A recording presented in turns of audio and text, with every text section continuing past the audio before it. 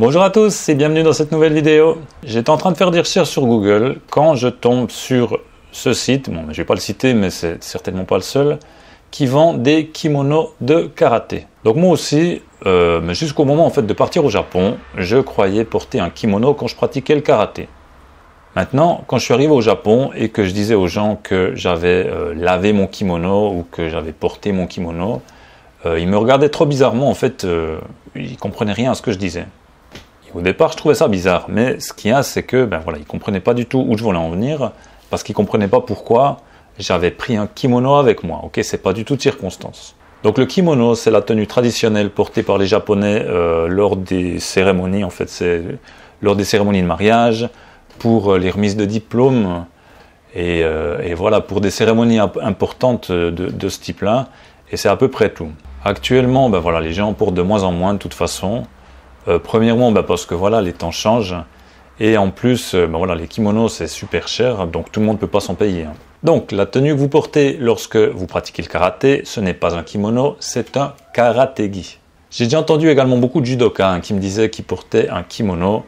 Les judokas ne portent pas plus de kimono que les karatékas, idem pour les aikidokas, idem pour les kendokas, idem pour tous les je ne sais pas quoi ka, pour tous les gens qui pratiquent un art qui se finit par do, on ne porte pas de kimono. En fait, on ne porte jamais de kimono quand on pratique les arts martiaux.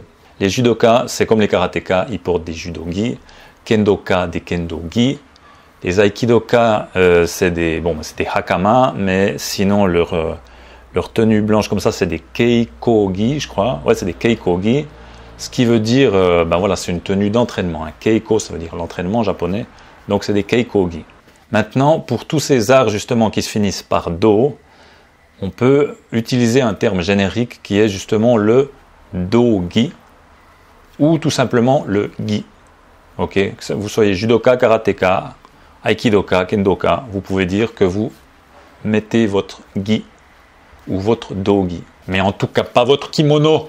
Donc voilà, c'est tout. Je voulais juste faire cette petite précision linguistique.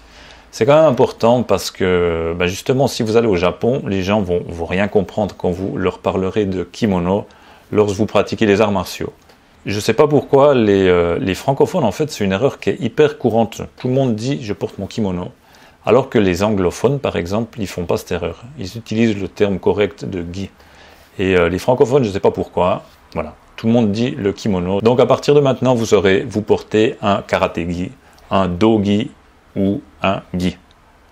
On se retrouve bientôt pour une autre vidéo. A plus, ciao!